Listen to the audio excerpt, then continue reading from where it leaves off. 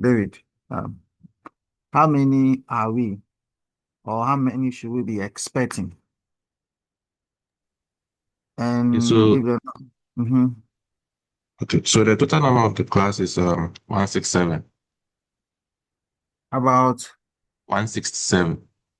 167, Yes, please. and we have 24. Should I start?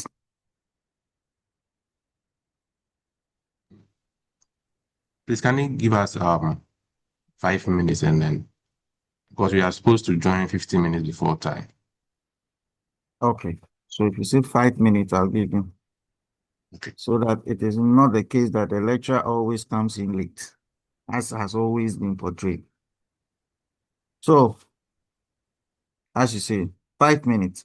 So starting from now is 8-1. So 5 minutes means 8-6.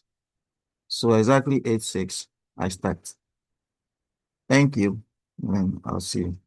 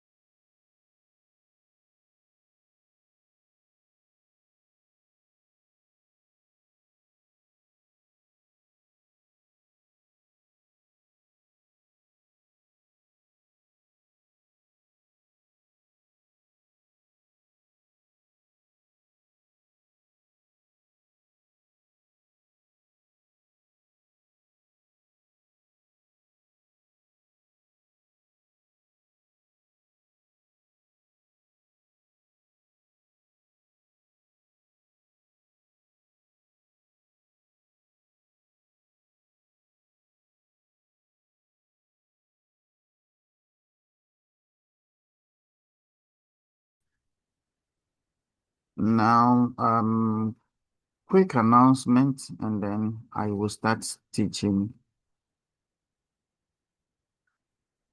This class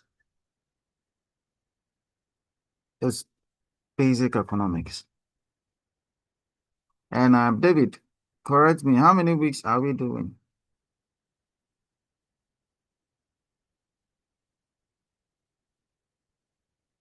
Theodora, you can also help.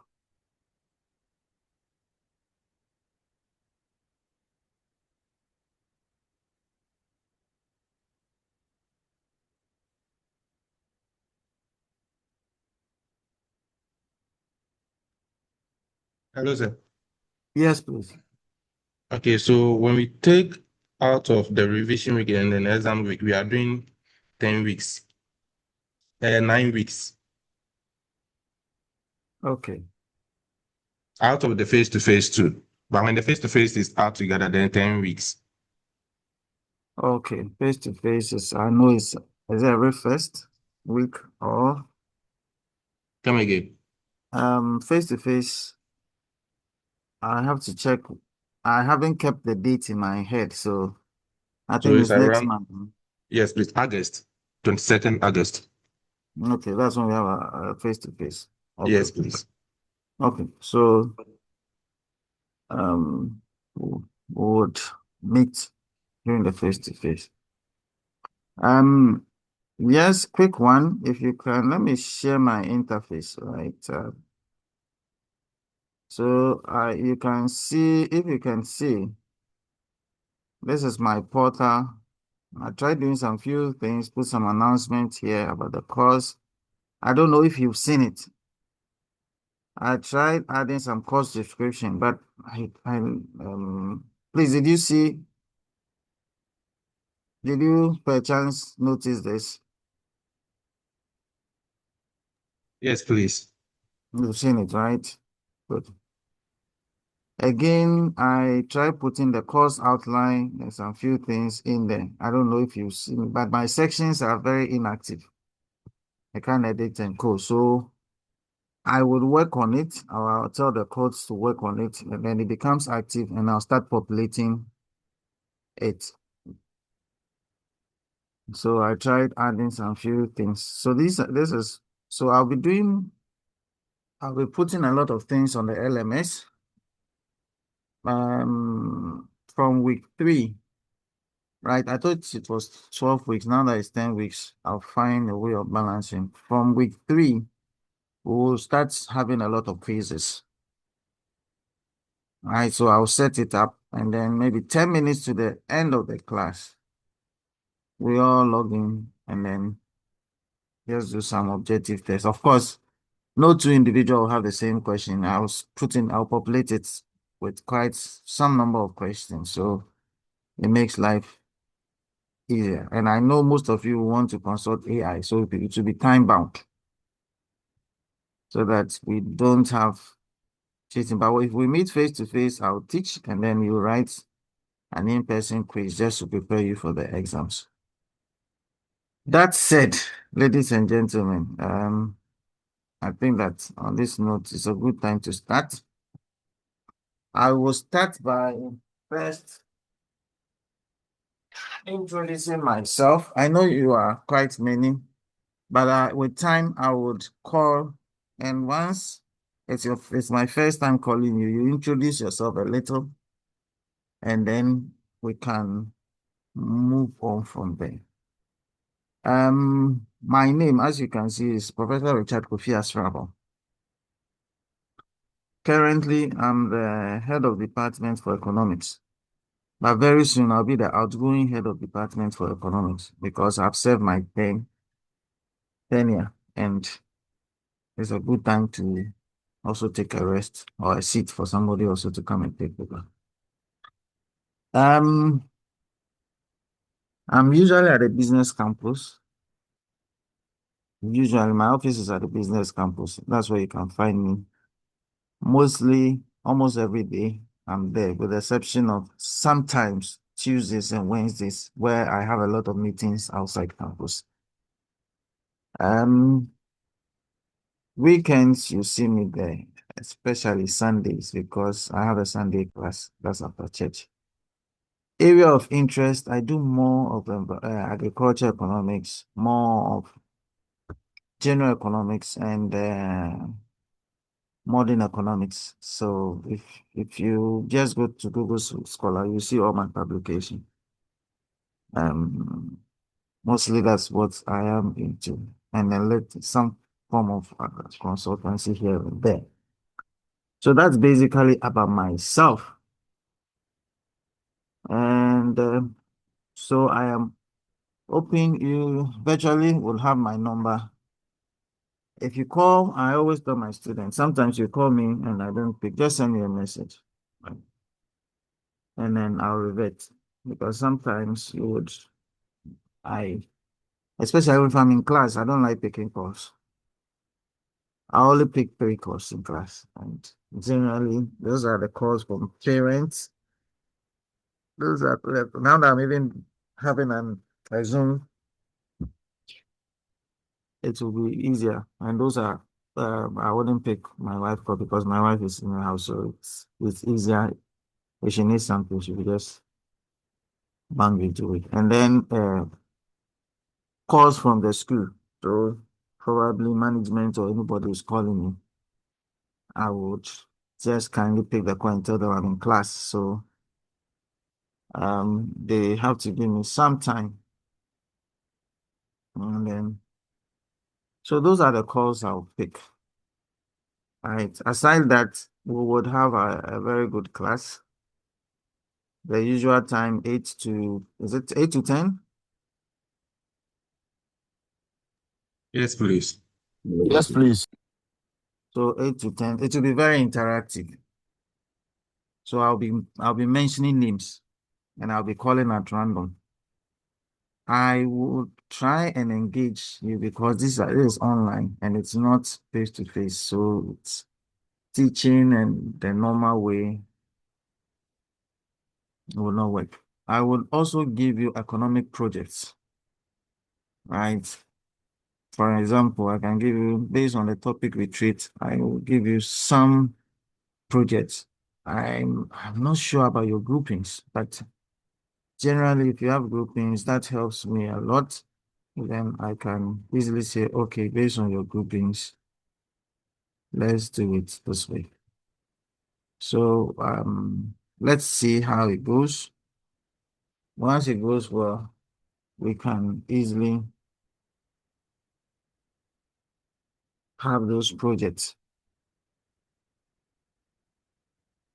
and we'll be fine. So I am going to share please, is there any question about myself, my introduction, and anything that you need to know that I didn't talk about?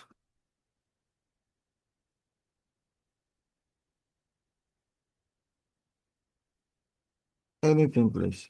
Okay. As the usual cliche is, silence means consent. So now take it that we are all okay. Okay, so I'm going to share my course outline.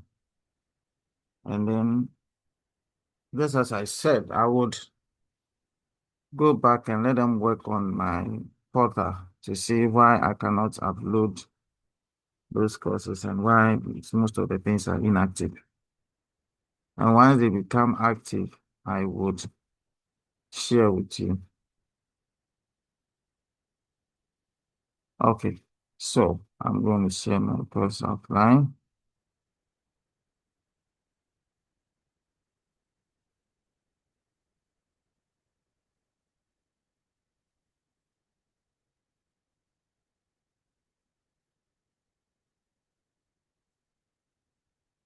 Please do confirm if you can see my course outline, right? Please do No, please. confirm if It's not visible. it's not visible. Okay, thank you. So let me see again.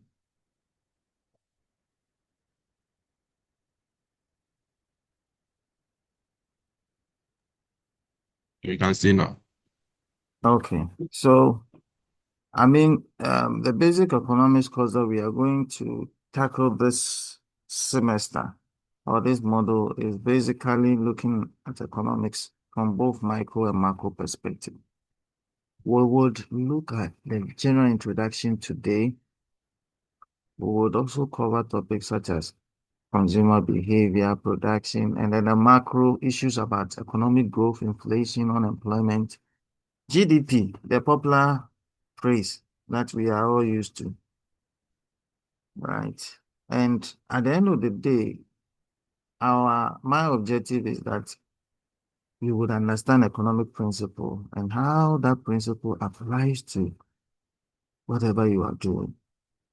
You get the knowledge, you get the skills, you get the competency. Issues about mobile phone, laptops, and the rest, I'll leave that one out because as for mobile phones, you are on a call. But please mute yourself and then it's always nice if you put your mobile phone away. You are required to attend all lectures. I will give you the materials that you need. I'll put them on the ERP and then you'll be fine. So these are the grace allocation, classwork and assignments, which I said we'll do on the ARP. We would also do a mid-sem. Aside that, um, you would, for the mid-sem that we are going to do, unfortunately, the timing, I will try and then question out if we can have it even online. So that I always prefer students knowing their class score before they go and write exam. So that students are very much aware that this is what I need to get, whatever mark I want to get, and this is what I need. And I usually would like to provide a feedback.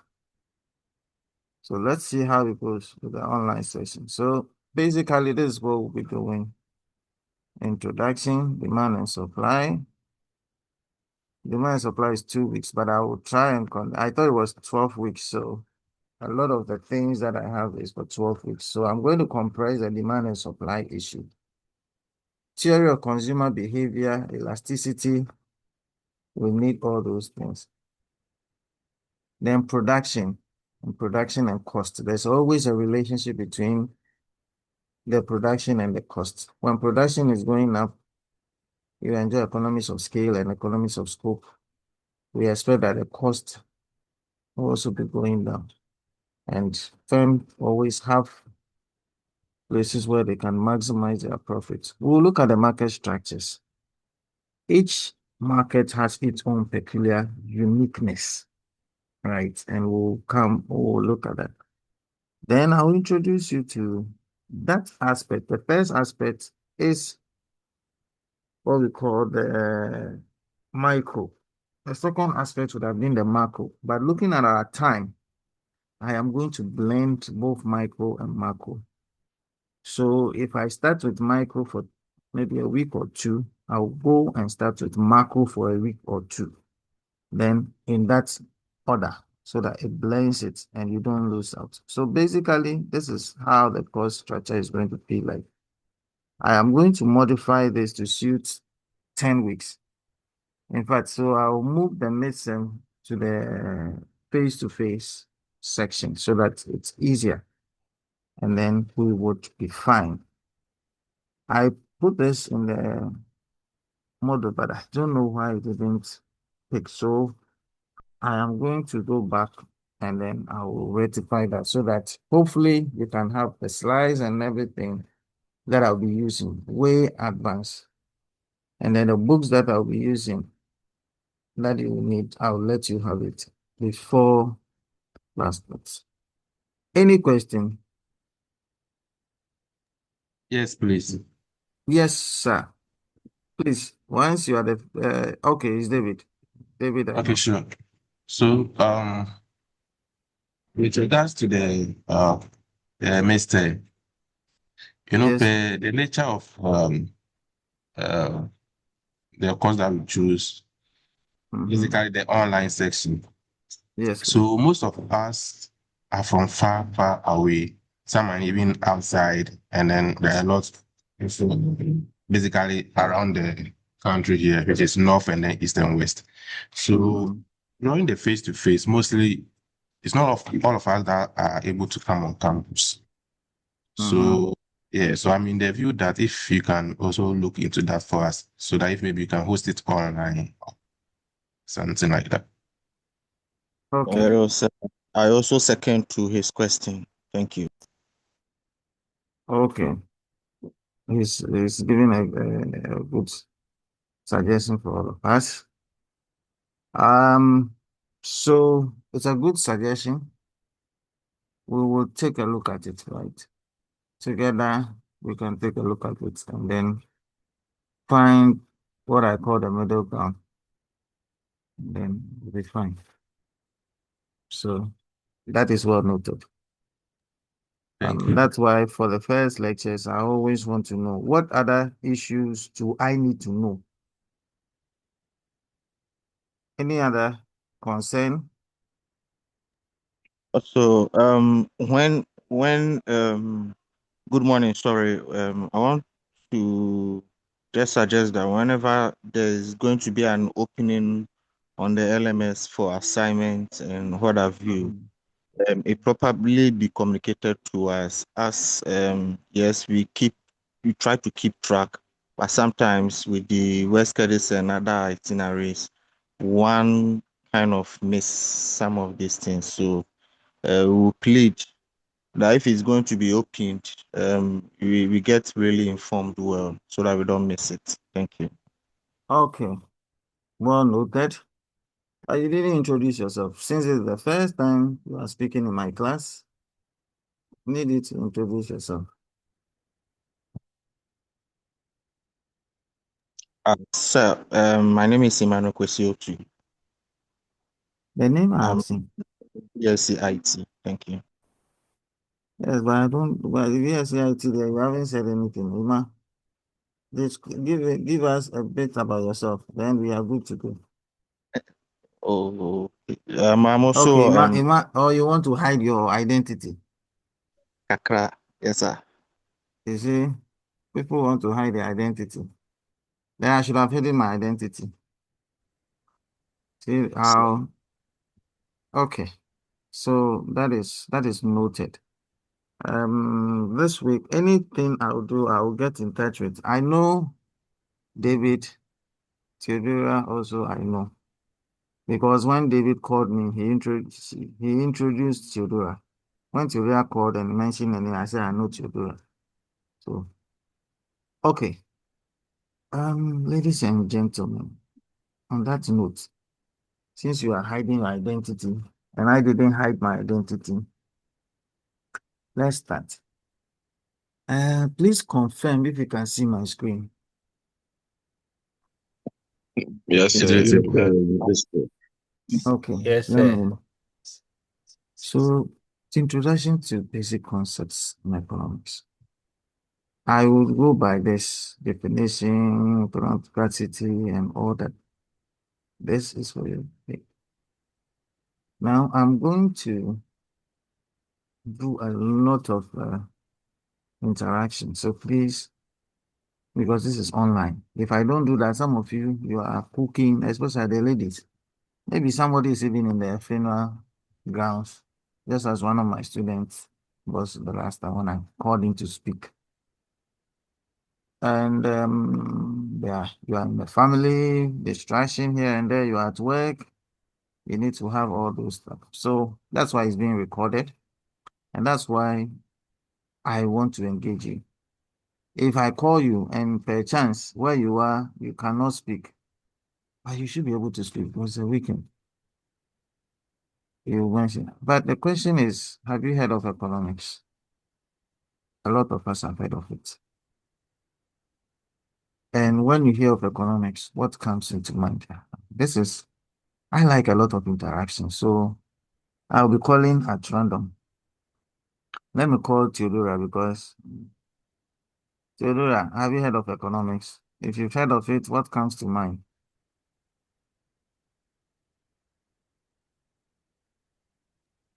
So, sir, Todora sent me a message that where she's facing a network connectivity. And So network, okay. maybe you didn't hear from her. Okay. Ebenezer, Chimese, I was about calling you before you raised your hand. Okay, sir. Good morning. Good morning. I'm Chimesi Ebenuga. Yes, please. Okay.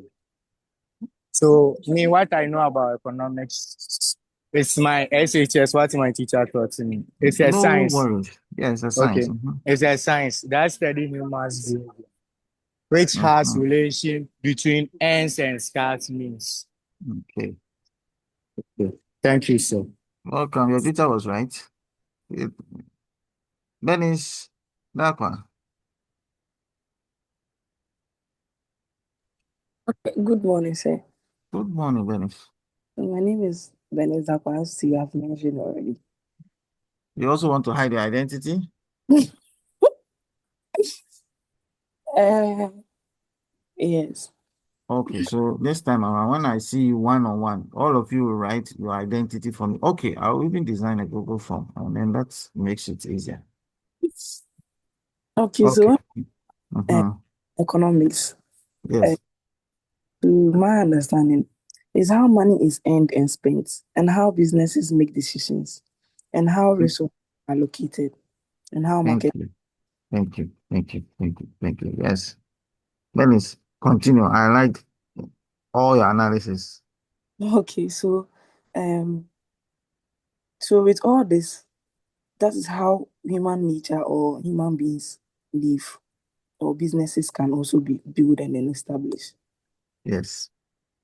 That is good. You have mentioned the tenets and some of the elements of economics. Of course, my friend will say that, I mean, money must always come into play. Agbavito Prosper. Yeah, Yes, good please. morning. Good morning. My name is Osman. Is it? Osman. Okay, Oh, it's economics Agbavito. Yes. is a Okay. study of individual businesses, including governments, uh, in the way they use limited resources to satisfy the limited needs.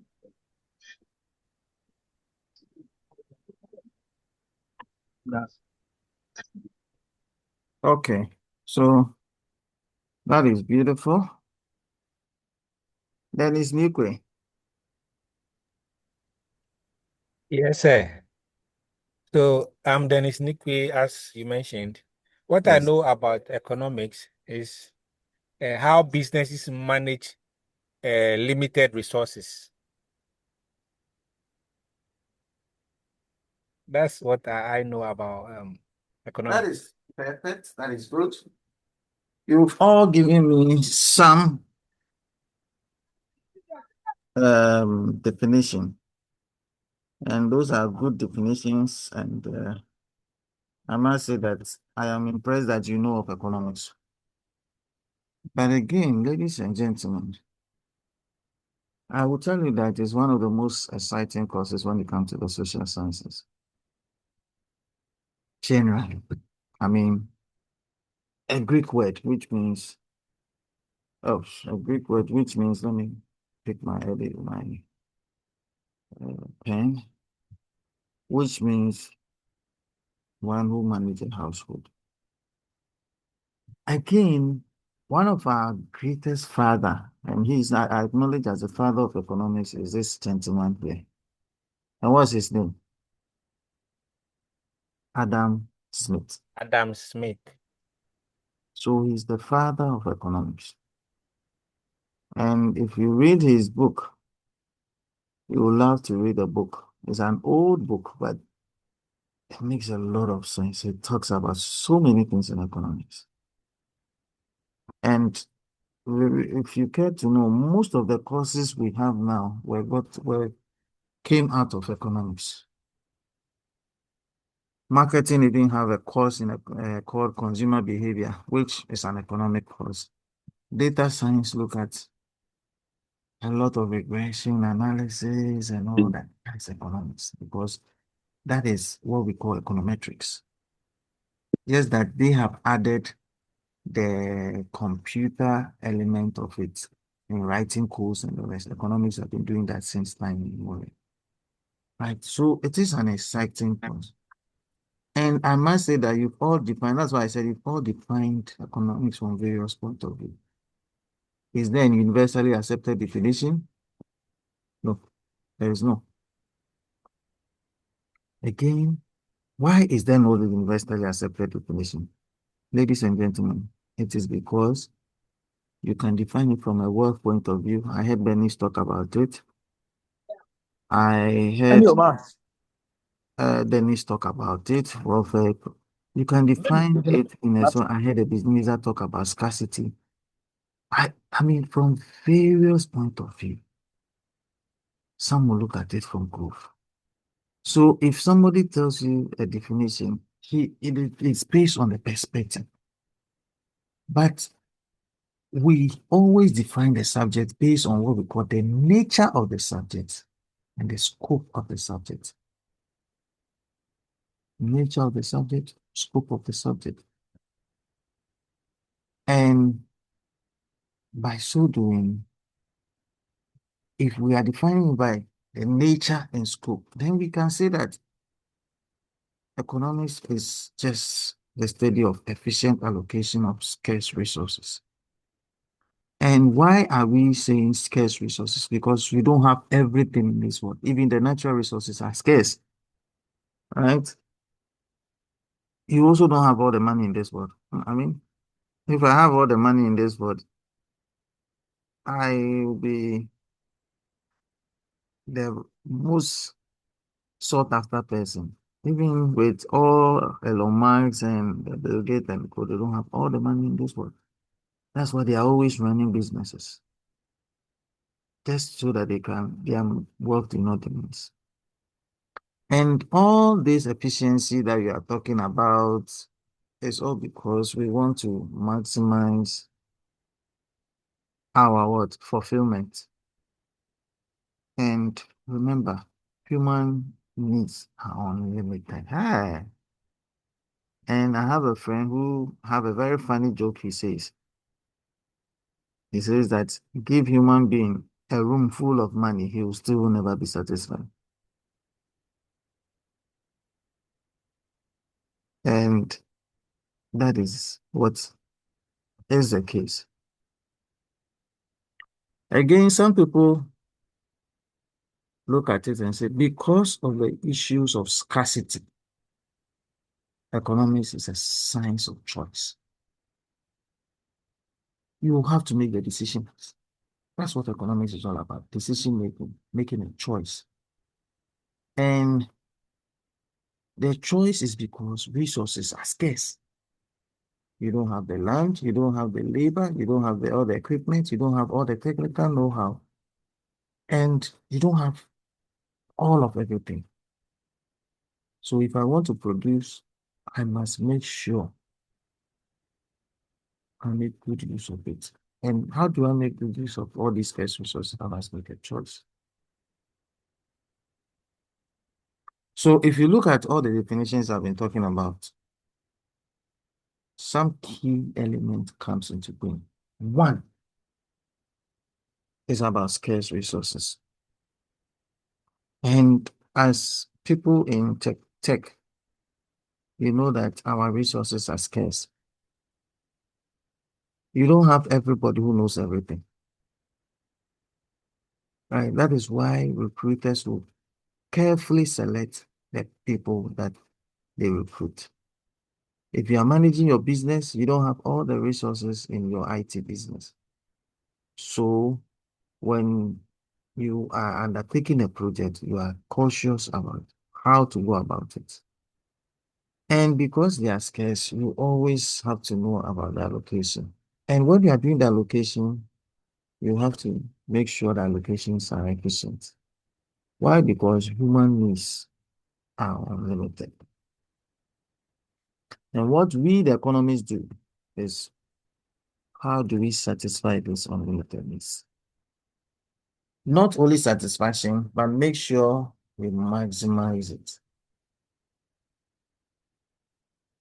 And whilst we are maximizing it, ladies and gentlemen, we are making sure we allocate the resources efficiently. So if you look at the few slides I have covered, you keep seeing the same thing, scarcity. You keep seeing the same thing, allocation. You keep seeing the same thing, efficiency. Keep seeing the same thing, human needs, which are unlimited. So it tells you that economics revolve around that. Fundamentally, there are two facts, and we can't do away with it. One, human material wants, they are unlimited. Economic resources are scarce. Look at this. So if it is a number line, I'll call this EC. Where is my pointer? Economic, let me call it resource. And this is want. If this is 0, this would be 1. There are so many. Then the want is like 100. Look at the gap. We must fill the wants. So because of that, we must study economics. And as people in the IT field, it is also very important to study economics. And just as I put in the announcement, economics is important for everybody. And who are the better economists in our homes? Aaron, Martha, who are the better economists in our homes? Our mothers. Our mothers. That is good. Our mothers are the better economists in the home. But Franklin Adelali Mensa, did our mothers study economics? How did they become better economists? Okay, sir. I'm Franklin Adelal Mesa. Yeah. They use the scarce resources that they go and buy in the market, like foodstuffs and everything, Mm-hmm. and they use it in preparing food. Like a mother can find ways and means to prepare food out of a little amount of tomato, pepper, onions, and fish. So in this case, they never studied economics, but they've been able to use the scarce resources in the house to prepare food for the family to eat. Mm. Okay, thank you. So you see, our mothers are using scarce resources. The small money that our daddy give them, or those of us who are married, we give our wife the money to blend some things and then the food is ready. So the question is, what is the basic problem in economics? It's all about scarcity. And if there's scarcity, you must make choices. And that is the general thing about economics.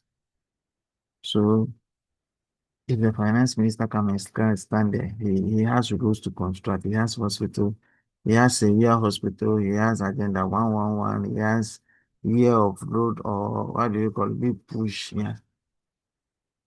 So many things. Want. And people at Summer Boy are saying flood. People in PC they are saying flood. So many. But there's a basic thing. Resources are what? Scarce. He has to make good use of the resources. An IT manager, he has limited resources. He needs a competent person. But his output will not permit him to hire everybody. So he makes a choice based on scarcity. So that is what economics or you must satisfy the unlimited want. And exactly what Franklina said. So we must make choices. And we are always confronted with difficult choices. We are always confronted. For example, you are confronted with a choice. What school your child should attend? You are confronted with a choice. Which apartment to go in for? When faced with school fees, when faced with transportation to work, and all that. These are choices that we meet all the time. So the economists will just basically say, okay, these are challenges of this resource constraint, or that's the they will say scarcity. We have limited, and we need to satisfy them. How do we satisfy them?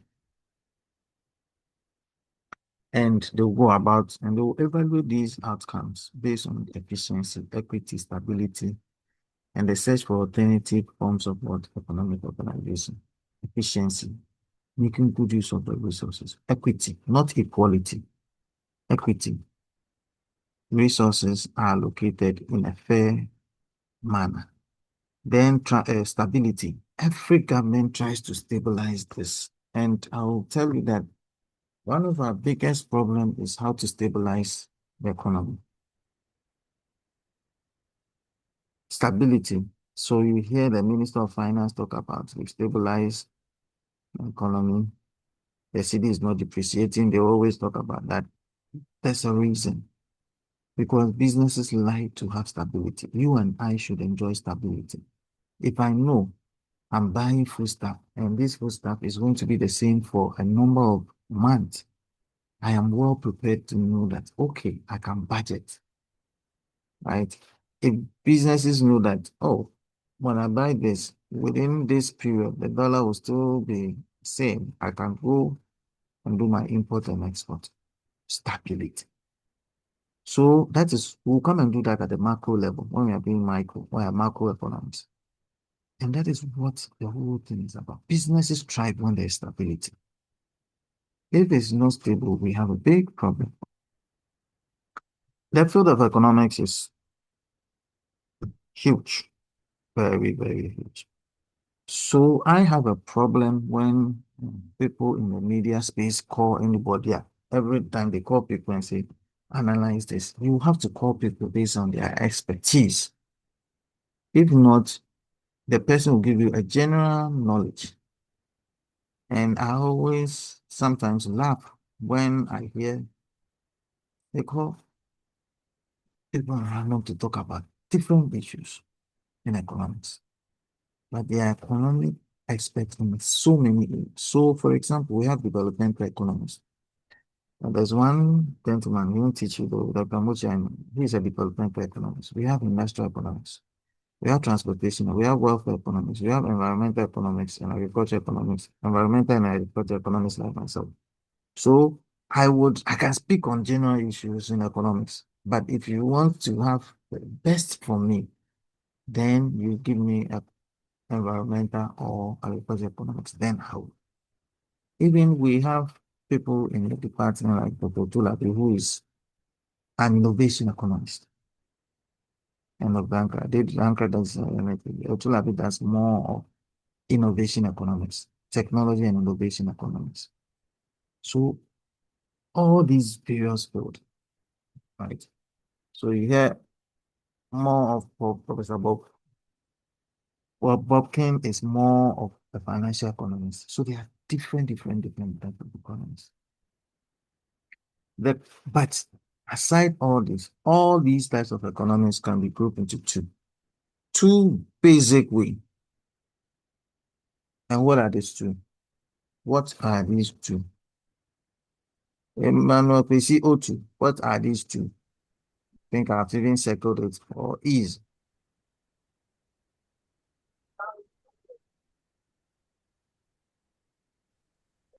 So you called my name. Yes, I was asking what are these two? It seems the man was missing in the class. Oh, microeconomics and then Uh-huh. Microeconomics macro. and what macroeconomics. Okay. So if you forget anything, micro sim can help you out. Micro, it deals with individuals, right? It deals with individuals, I don't household, want. I don't want. and these are their decision making.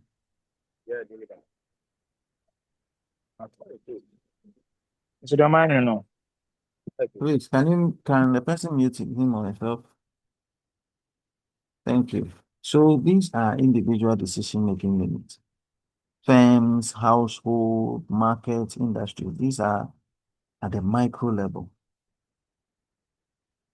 And these are very, very important. Again, remember, our key here is individual. And please pay attention. At the macro level, what are we looking at? Aggregate behavior of all decision making units. And that is why whatever happens at the macro level affects the micro level. And whatever happens at the micro level affects the macro level. If government, usually in government or political actors make a decision, that decision affects all of us. So here we are looking at aggregate behavior of the decision-making units in an economy. The macro is about the whole economy. So you hear the phenomenon. We have pushed inflation down. The only food inflation now is 2.9, 2.9. That's the food inflation basket. Everybody is asking, but it's expensive. Who come and look at inflation and you understand inflation better so that you are better informed. Because a lot of times, some of the things you hear, you just marvel and say, hey, from even people who claim to be experts, but when we get to macro and we do inflation, money, and the rest, you come to understand it better. Ladies and gentlemen, I will tell you this, and I always say this in my class. When politicians want to play with us and knock our heads together, they argue based on some very, very trivial thing. If you are in opposition, just like NDC was last 2 years or 3 years, and just like MPP is now, you argue from the micro perspective. If you are in power, you always want to argue from the macro perspective. It's a trick. And that's what they will do when they will put them on radio stations and you listen. Those of you listen to Peace FM and these PP stations and some English speaking station. I would not waste my time listening to some station because I don't get a lot of information from it. But if you look at one, opposition will always argue from a micro perspective. In power, macro perspective. And what is the difference? One will say individuals, economic units. One is saying, I am working on the economy. The individual will say, if you look at it, it deals with individual income, individual prices, individual output. And of course, the opposition will say, but the individuals do not have money in their pocket. And you and I will say, yeah, we don't have money in our pocket.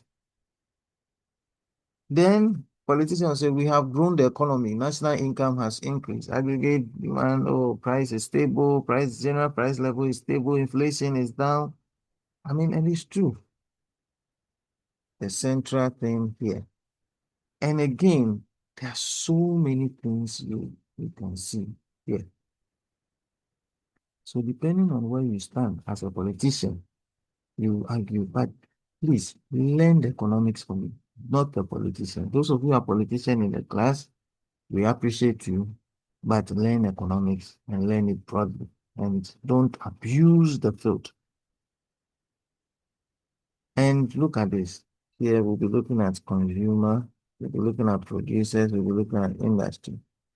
Here, the government is generally concerned about what levels of income, employment, and aggregate. The government, so at the macro level, we are looking at national income, national savings, general price level, output, aggregate consumption. At the individual level, we are looking at individual income. And it's true, national income has increased. And it's true, there's no money in our pocket from the micro perspective. So it's a balance, and that's why be wary of politicians if you are not one. So let's move on. In economics, we look at things from different perspectives. And generally, the politicians have also abused this. For example, positive economics will tell you this is the fact. They attempt to describe the world as it is. They try to answer the question, what is, what was, what will be. But the key thing is they do not judge the system. They do not tell you whether the system is good or bad. Now, for positive economists, they look at the real facts, the real information. And whenever you disagree with a positive statement, you can look at the facts. So I hear now there's this thing called fact check, right? So people go and check the fact and say, it is not true. It is not true. So You are looking at that, then you are asking yourself, okay, these are normative, these are positive economy. But what they are doing is called positive analysis from the economic point of view. Right? So positive collapse. But again, there's another people. There are other people who deal with what we call normative economics. And who are these? They also say, oh, what ought to be, what the economy should be. And this is usually, you can see it in the think tanks. So they call, say it's an expert who's in this organization. It's not, it's a CSO, right? CSO, then they call him, he comes and talk, oh, it ought to be this. He judges, he judge the system, right? Just like fourth estate, like fourth estate will say, this ought to be, this is this. He will judge. Those people judge the system. And they are called what? Native economics, right? It tells you what is good for one or may not be in the case of the other. And normative economics is a matter of opinion. So why am I giving all this? So that when we begin to listen to economics fact, and in the IT field or in whichever field we hear people talk about it, you ask yourself, are these people normative or positive economics? For example, the normative economics will say the poor should pay no tax, which you and I will disagree. All females ought to be given the job opportunity.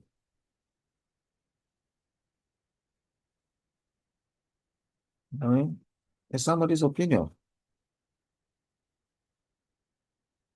And usually we'll say that any normative disagreement can be solved by voting. So what do you see? When you are done with everything, you go and listen to Joy FM, they will say, oh, we are conducting a poll, whether government has done this or normative. So know the difference. Then we have induction and deduction. Please, did you do logical reasoning? Logic and critical thinking. Yes, sir. Yes, sir. Oh, then Yes. I won't worry myself about inductive and deductive because it's the same thing that we'll be talking about. So I will leave that one briefly for you people to read. And the inductive is what? Just a logical method reaching what? A correct statement or theory based on several independent or specific. I mean, this you have done. So I'm going to ask you to go and read about it. Question. We have been talking about scarcity. And please, if you forget anything in this world, remember our fundamental economic problem as humans is a problem of scarcity. If not for scarcity, all of us would be billionaires or zillionaires. Why? Because everything is scarce. And basically, we are seeing that the resources that you need to produce goods and services are finite. Again, the scarcity is just an imbalance. I remember when I drew the normal line, an imbalance between what? Our wants and the means to satisfy those wants. Imbalance between our wants and the need to satisfy those wants.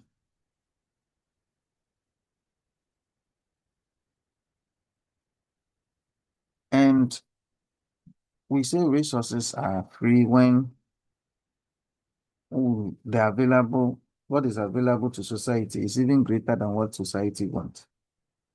I will give sunshine, but even with the sunshine now, we are depleting the ozone layer. And who knows what will happen soon? even with it. That is why climate change is having its effect. That is why some of us are against galamsey issues. And we feel that the politicians are not doing us any good. For those of you who watch the pictures and the videos at Summerboard, you saw the whole town is submerged. And that is what happens when you do not use your scarce resources equitably, efficiently. Right.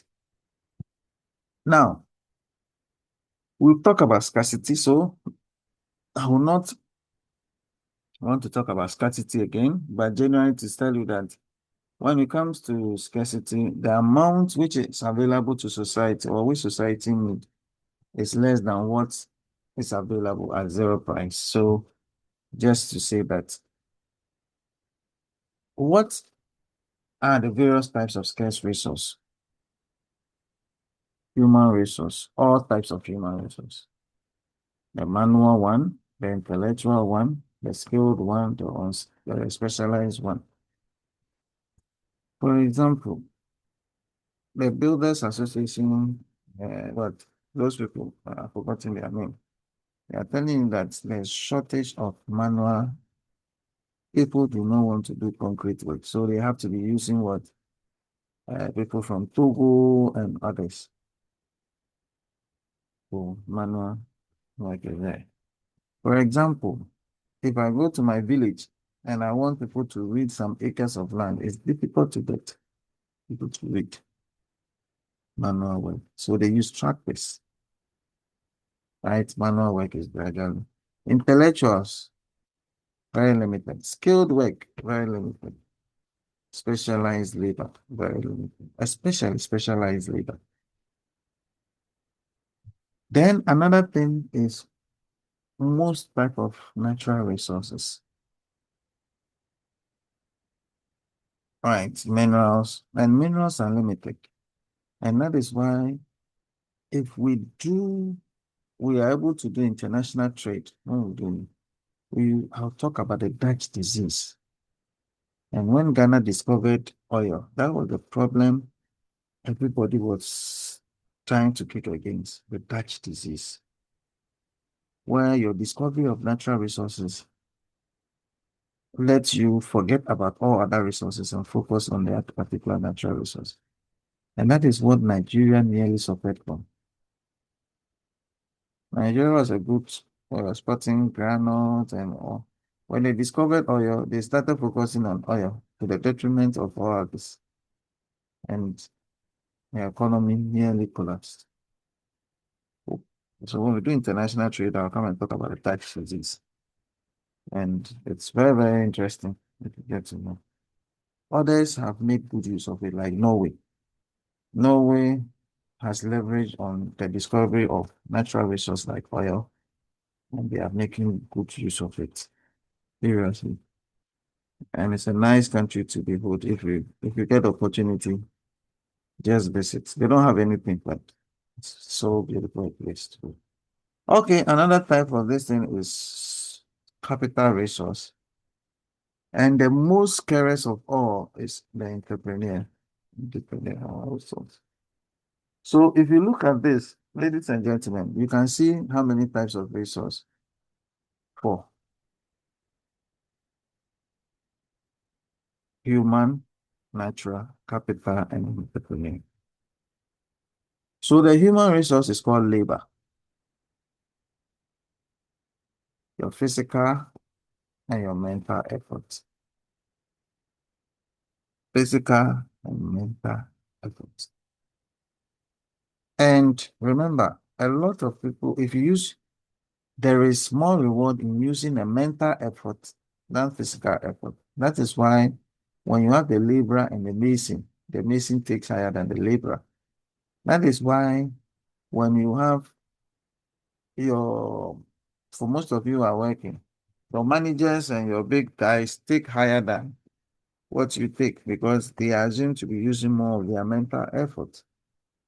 Unless you work in an organization which is politically inclined, then Even the least person, the least educated person can take, or the least person who uses his brain or his mental effort can take more.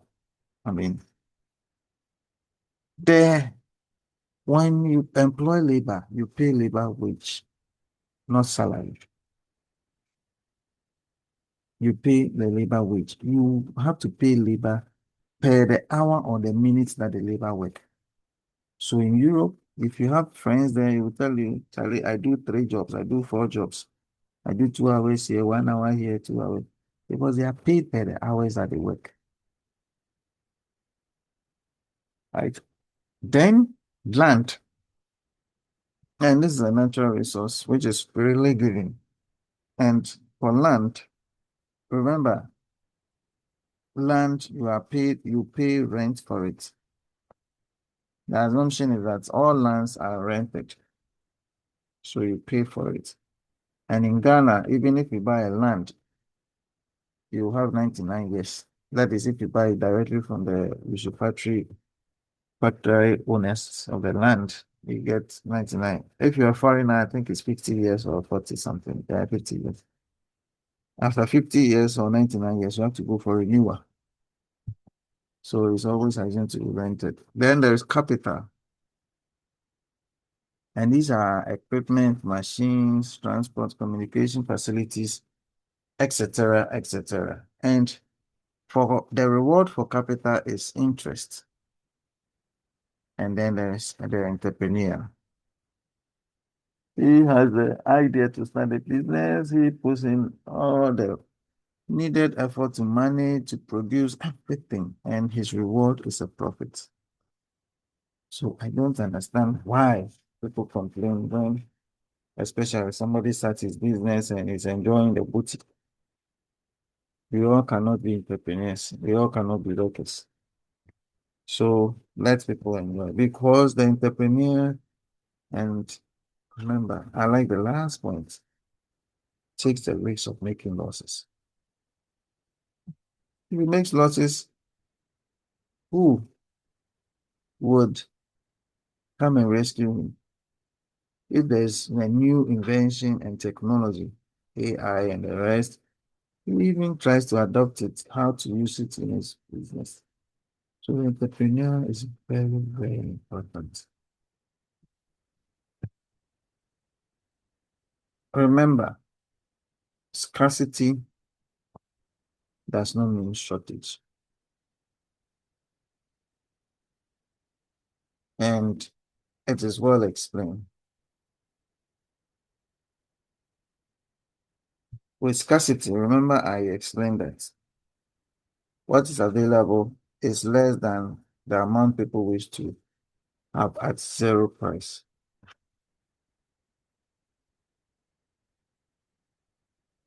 What is available is what less than what people want to have at zero price. Again, remember, when we talk about shortage, yeah, people are not able to get what they want at a prevailing or ongoing price. So, in a nutshell, Mr. James Okran, in a nutshell, what is the difference between scarcity and shortage? In a nutshell, what is the difference between scarcity and shortage? I have even circled it nicely for you.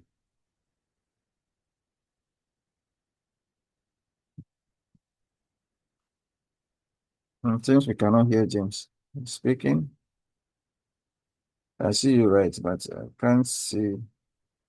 Okay, James Good morning, cannot. sir. Good morning, James. Um,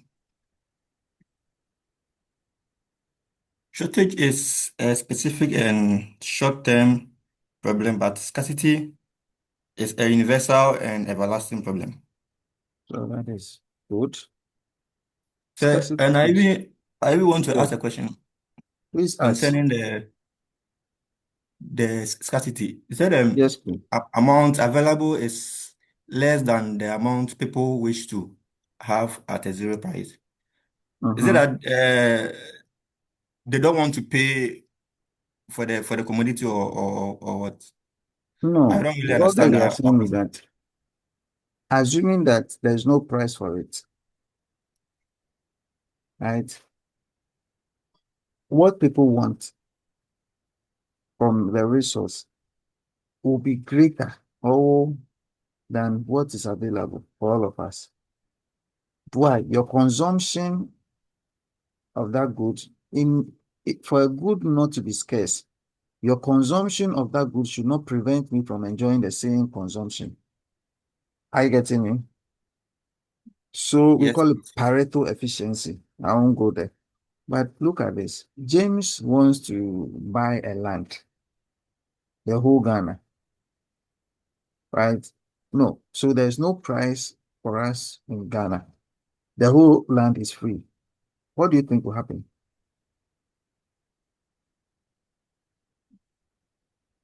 If the whole Ghana is free, So it will get somebody, finished.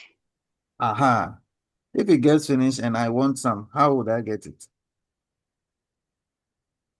That means you won't get Okay. some. So that is all that this is saying. At zero price, I get it. Yes, So that's why, please. James, that's why you say at zero price. Oh, What okay. Okay. the Thank you. amount available is less than the amount people want at what? Zero price. So what do?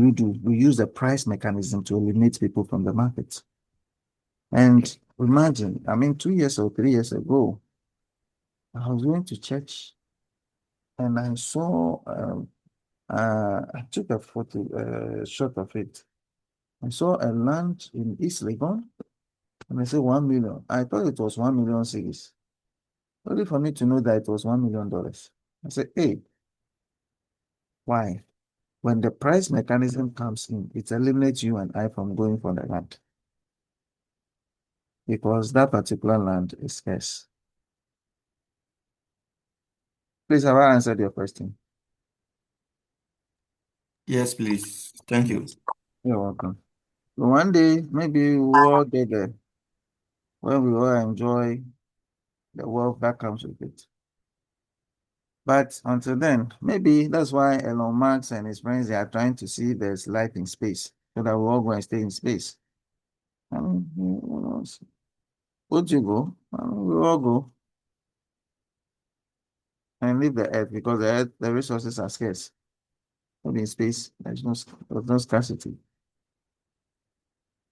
Just by the way, because of scarcity, output are always limited. And because of that, we have to make a choice as to how to satisfy human wants. And government has to make a choice. Does it construct the express road or use the money to do the Severe Hospital or Apari Hospital? Government has a choice. Do I employ more people in the security service or I use the resources to do other things? Why? Because resources are scarce. We all have to make a choice. You have to make a choice as to whether you should go into one project or the other. Even which aspect of IT should I pay or should I invest in? It's all a choice. And the choice comes in because of the problem of scarcity. So, in a nutshell, gentlemen and ladies, scarcity implies what? Implies choices. Your mother, and just as Benny said, your mother in the kitchen or your wife, based on scarcity, you have to make a choice. So I used to tell my students that if you go and you complain every day we eat, or every day we eat this, it's because your mother, every day we eat banku and soup. It's because your mother is operating on the principle of scarcity. Based on that, choices must be made. And it's a simple word. Resources are scarce. So choices must be made. And with choices comes a cost. And the choice we made, we must sacrifice alternative. And those alternatives that we sacrifice, they are known as opportunity cost. So look at the flow. If for nothing at all, you know the flow. Scarcity, because resources are limited. Output we produce will also be limited. So we might not satisfy everybody, or we might not satisfy all wants. So we must make choices. And these choices involve a cost. And this cost is called opportunity cost. It's a problem. Scarcity. This scarcity is because resources are scarce. Limited in supply. We are going to produce what we want to produce. It will not satisfy everyone. So we must make choices. And these choices come with a cost because we have to sacrifice something. And this cost is opportunity cost. That is all that macroeconomics have been trying to say all these years. So economists will tell you that if we don't use our resources well, we'll be in the state of poverty that we are in. Economies that have managed their resources well are prospering.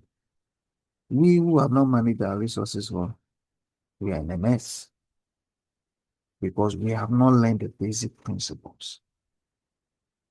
Our resources are scarce. If your resources are scarce, you put it at places, you have to make choices. And the choices must be that you put it at places that will solve problems and not create problems. Like what we do. Somebody starts something and the next person comes, he abandons it. Waste of resources. And it will come back and come and hunt all of us. That is why we are in a state of poverty. So the opportunity cost. What is opportunity cost? Remember that whenever, wait a minute, let me just take a small glass of water, just 30 seconds, please.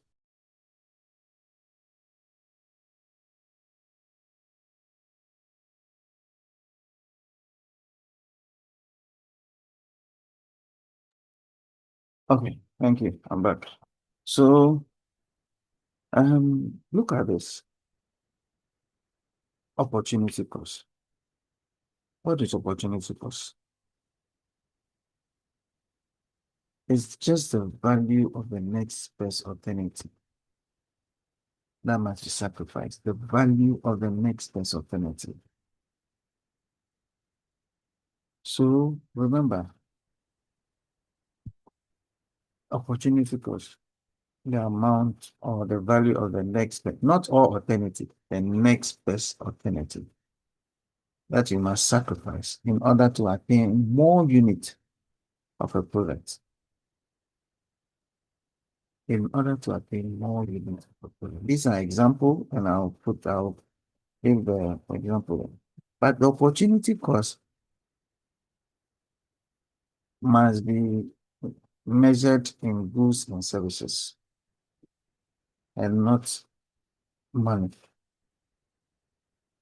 costs. Again, it should be in line with the principle of substitution. What is the principle of substitution?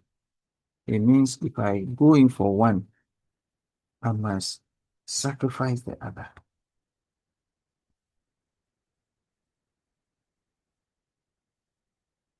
If government goes in for the recruitment of more people, you're sacrificing the building of new hospitals, building of new schools. Why? Because when you devote your resource to one, you are limiting the resource availability to the other. So that's what we say is a principle of substitution.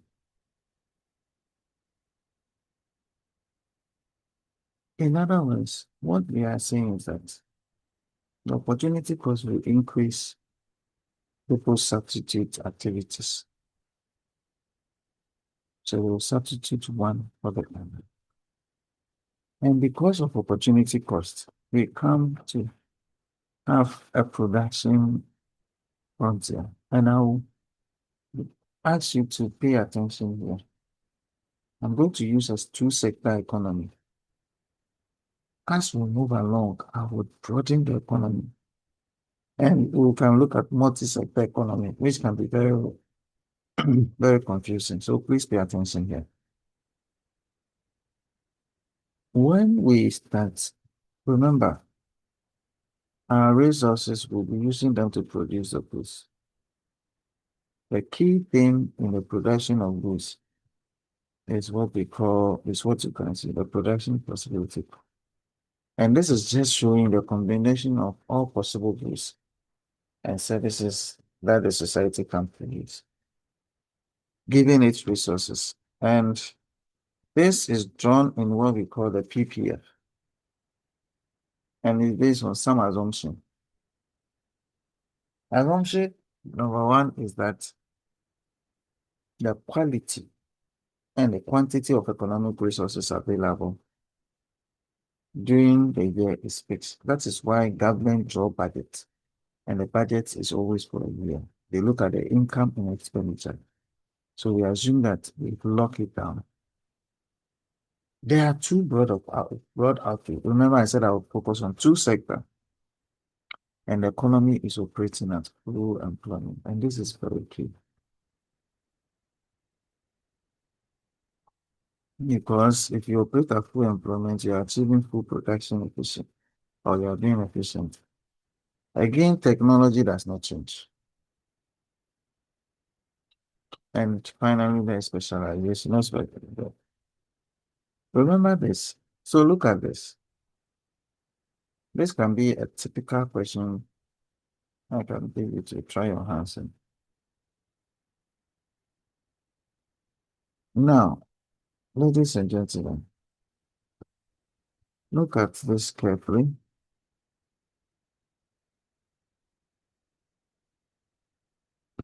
Look at this carefully. Remember, I said it's a two sector. So we have resources to produce either wheat or cotton. And this is the production unit. If I'm producing more wheat, let me restart. If I'm producing more wheat, I'm producing less cotton. Why? Because of the opportunity cost concept and the principle of substitution. If I produce more, I have less at my disposal. So this is the production possibility frontier. And it depicts what we call the marginal returns to scale. I'll come and talk about this. So I'll be very silent on this until I get to production, and I'll bring it back again. Remember, we said you are efficient. So if I'm here, I produce this, I produce this from the table. If I'm here, I produce this. Remember, as this is going down, this is also increasing.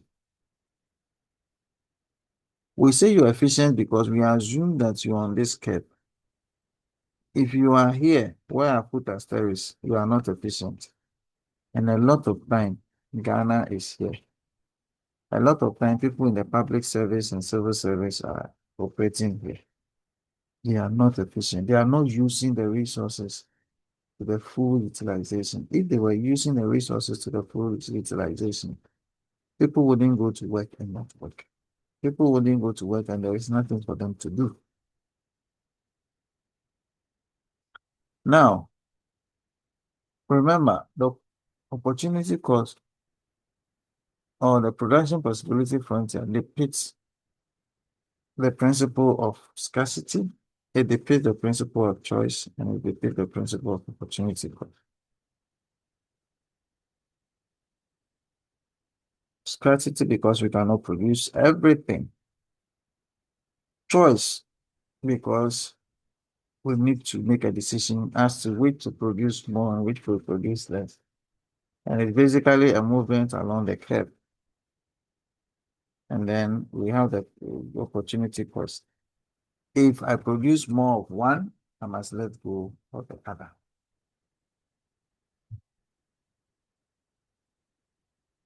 So basically, that's the whole thing. And ladies and gentlemen, how do we calculate the opportunity cost? This is the formula for opportunity cost. Sacrifice over gain. Sacrifice over gain. S over G. That is the formula. So, I mean, related to table, this, let's assume that this table, if I produce more of, let's say, cotton, I move from 300 to 400. Then it means I'm reducing this. So what I sacrifice here over what I gain here. So that is basically what we have. Any question? I've been talking for long. I have not asked. Sorry about that. Any question, please?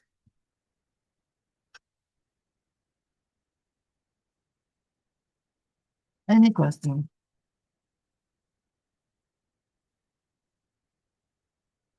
Okay, if there's no question, then please let me move on.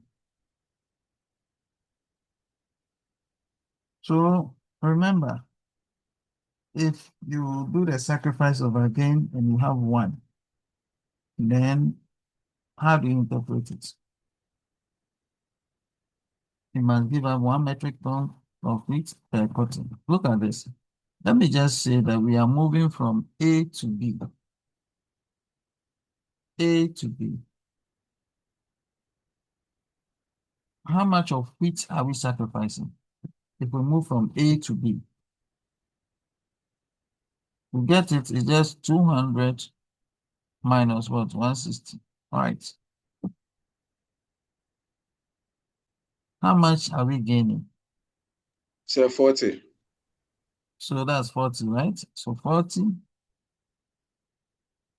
What about the gain? 100. 100. Good. So that's 0.4. And look at this. So we are saying that we must sacrifice what?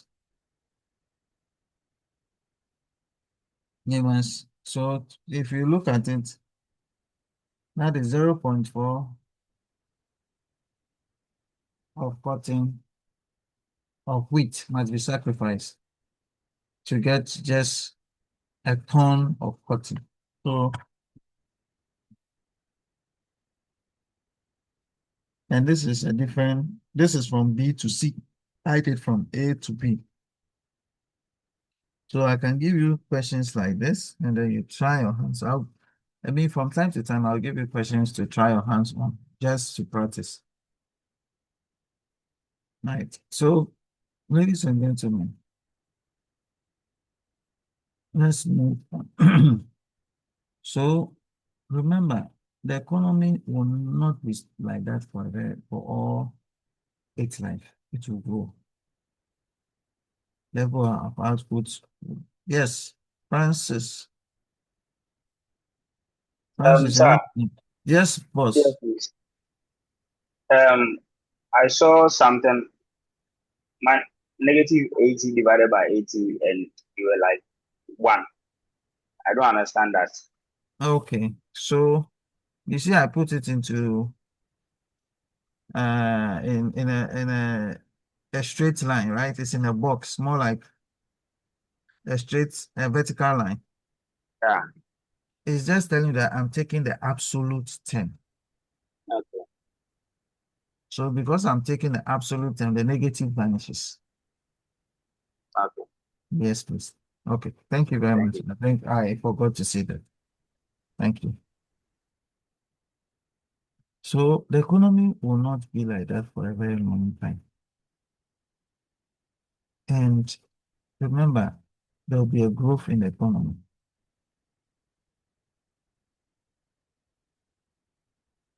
And the growth in the economy is usually as a result of growth in what we call the quantity and the quality of economic resources. And another one is as a result of technology.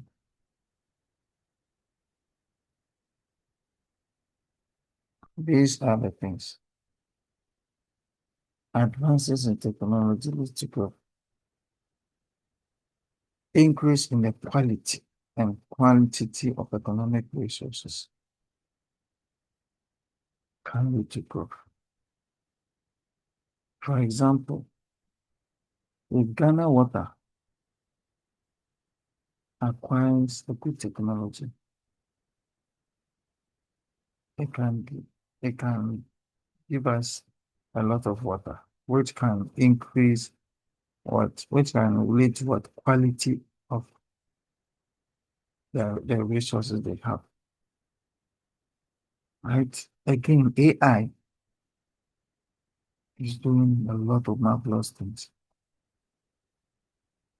So remember, if all technology increases both growth, then both Y and X, then we can move to this.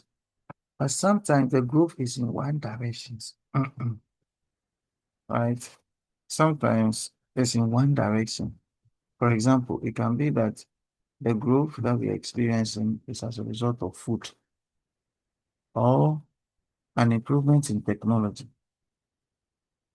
right? So look at this. The first one is just the growth in the food.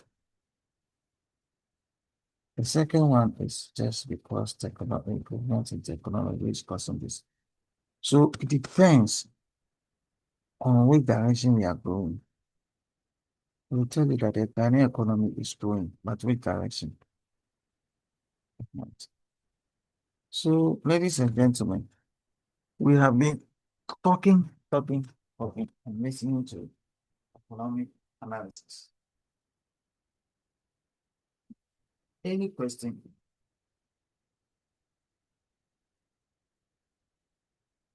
Any question? No, Okay, sir. no question. I have about 30 minutes. I won't use all the time because I know right after this you might have a class. Please, do you have a class right after this? Yes, Yes, please. sir. So that's from 10, right? Yeah, so 10:15. So what I'll do is I would always close about 15 minutes to time so that you can get yourself prepared for the next class, right? Thank you. Yes, Thank welcome. you, sir. And Thank you. please, David and you, please remind me if I'm getting to that so that I don't exceed the 15 minutes so that you can have some respite before the next class. Now, please look at this. We've been talking about scarcity, but economic is full of, it's not a problem, it's a solution to a problem. That's what economists do. We try to solve the mess which has been created. But when politicians become economists, then they create mess sometimes. So if you notice, some of them are learning economics and tell you, I have just getting a certificate, no knowledge, most of times. Because they want to use it for political analysis and to suit them. And remember, I told you, either they are arguing from micro or macro perspective, or they are becoming a normative economics or a positive economics. Economics is full of basic problems. And the central problem in economics, there's a central problem. And the central problem is basically three. And that's what you see.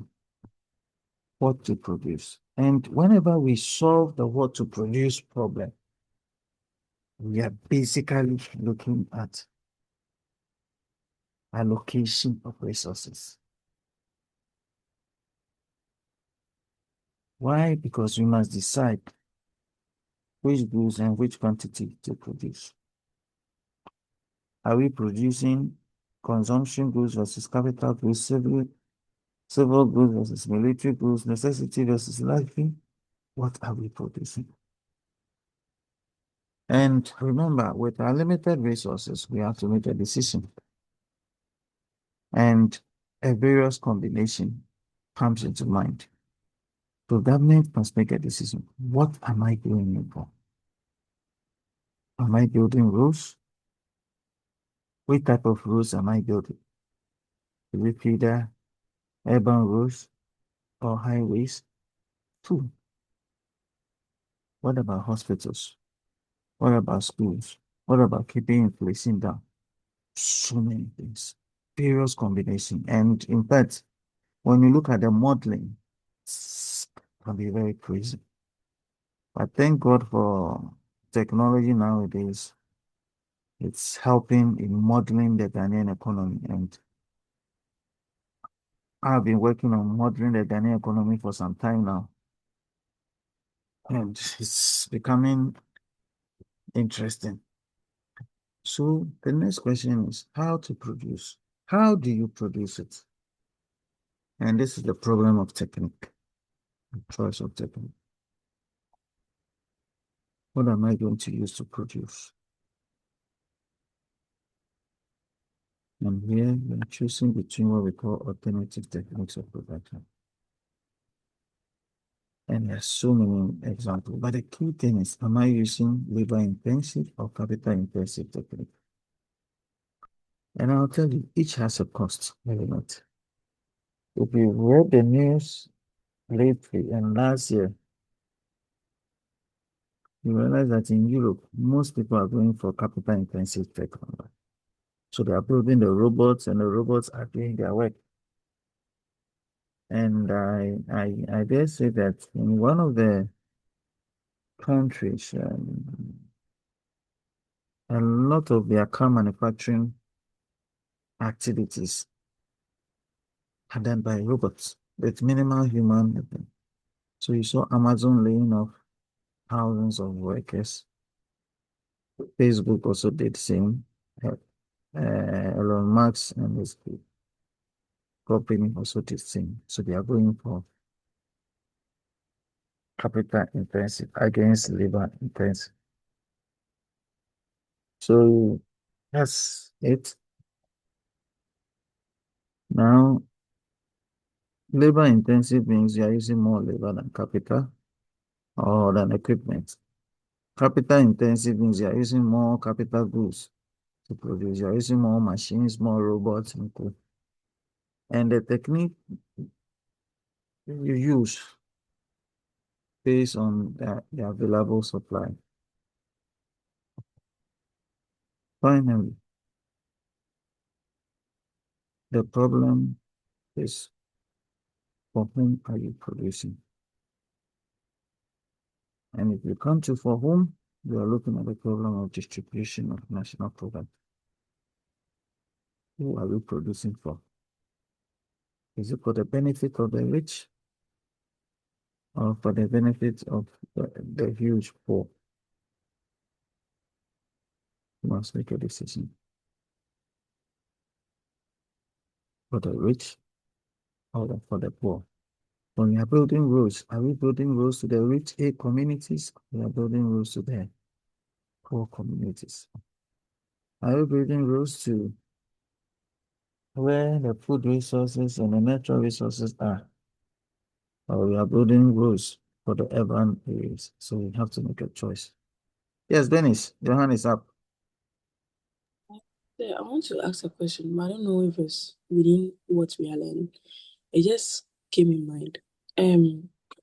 This building of roads, go to some areas or some vicinities where you know that this area they like reside to rich people, but yet their road are not good.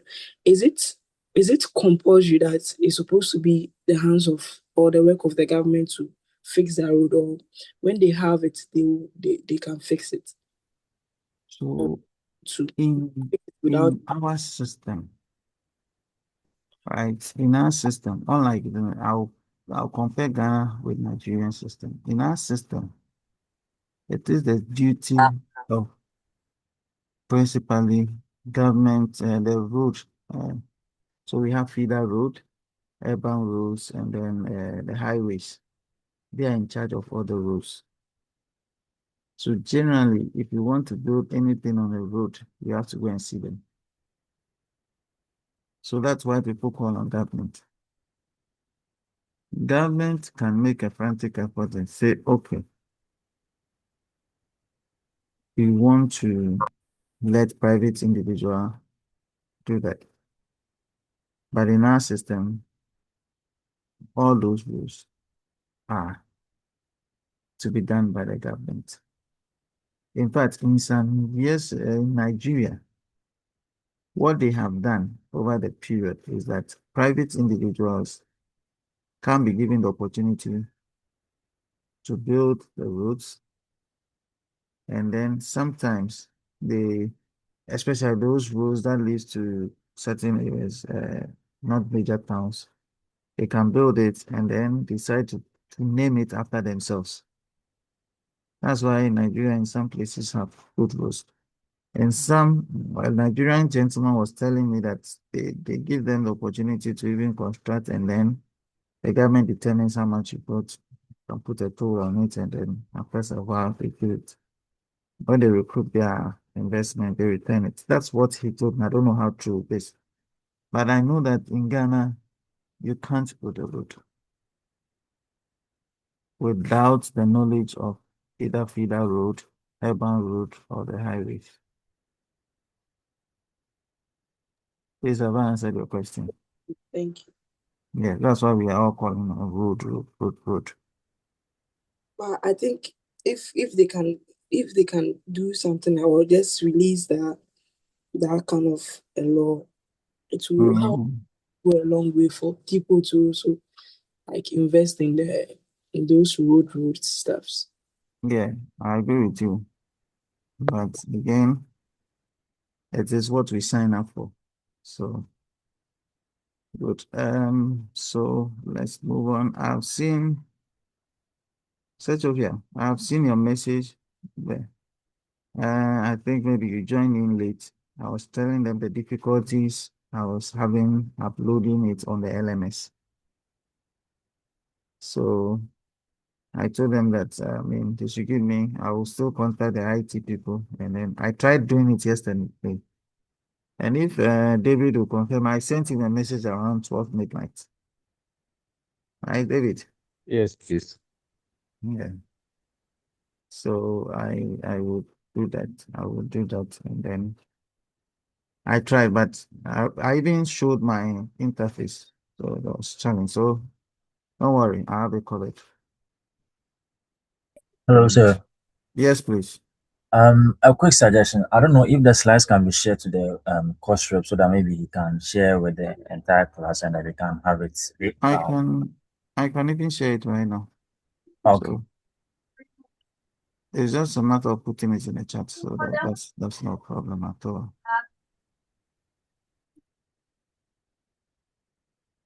So I'll share it. I'll share it right now. So don't worry. So let's move on. So whilst we talk, you can check your chat and you see that I've shared it. But I'll still try and put it on the LMS so that it's easier.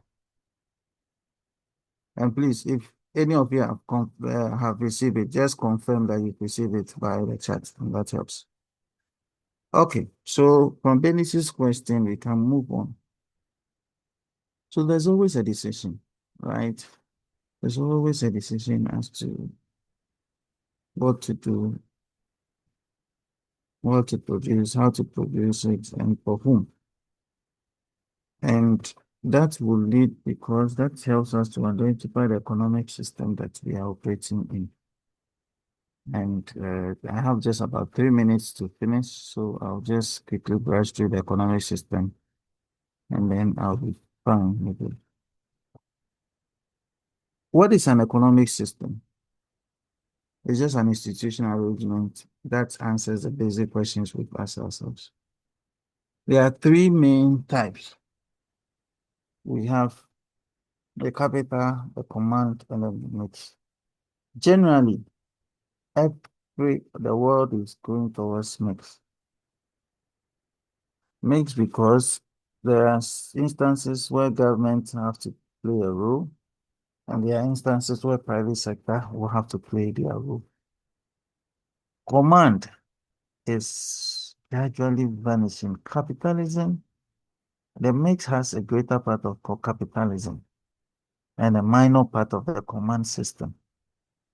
Command is usually a typical and a good example is that guy in the, what's his name? Is it North Korea? Kim Jong-un or Kim something something. That North Korea guy. He tries to practice a command system. China used to be, but China is gradually getting to more capitalism, more mixed system. Capitalism, a typical example used to be US, but again, even now, governments still interfere. So we are all heading towards the mixed economy.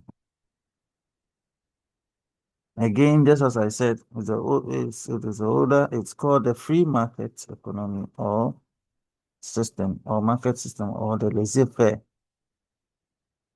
And in this case, government intervention is minimal or non-existent. In most cases, it's even non-existent.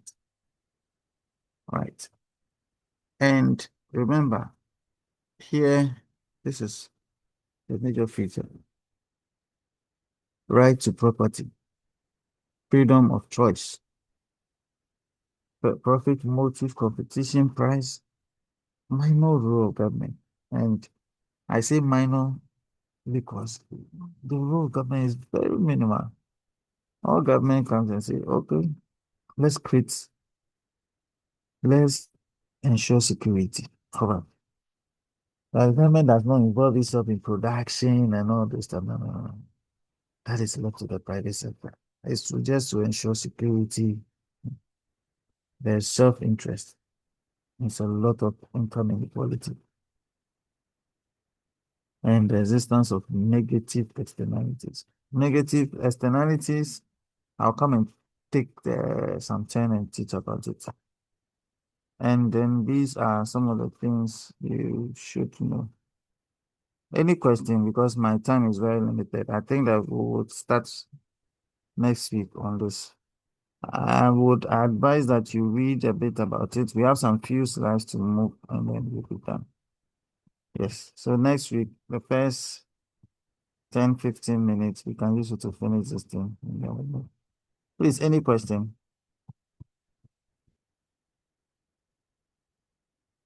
Any question?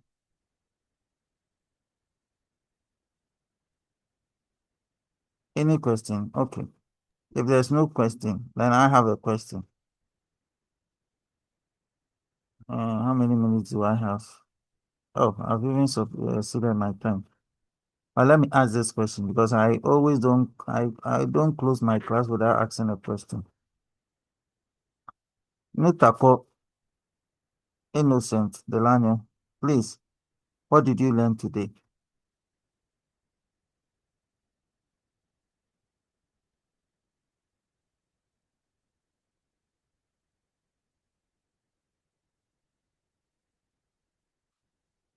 What did you learn today, Nutako? And then I saw Andy Martin. Is it Andy Martin? Andy, what did you learn today?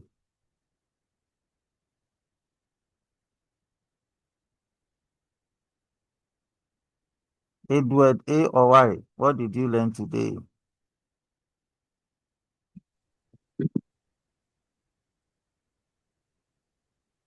Please, all those whose names are mentioned, please say something so that we can close.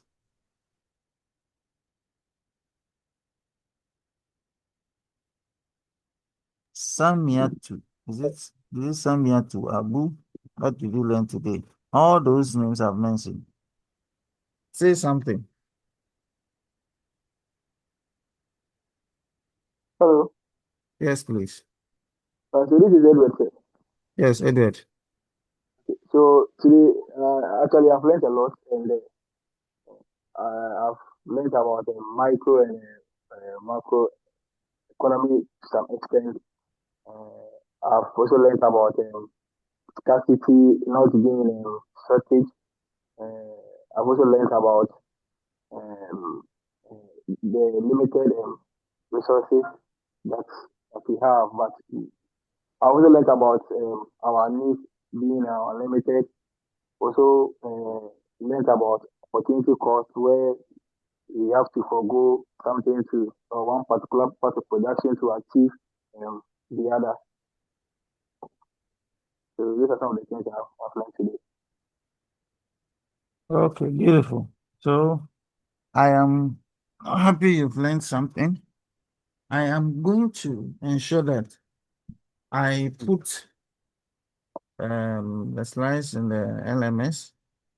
Once it's sorted out, the next thing is I'll be doing a lot of discussion, engagement discussion. So I might put a question there and then we'll discuss on the LMS. So please, once I do that, I'll alert David or Theodora and then we can move from there. Okay, without further question, I would want to end my section by saying thank you for your participation and God willing, we shall meet next week. Expect more updates on your LMS. Bye-bye. Thank you. Thank To you. have a nice. Bye-bye. Thank you. Yeah.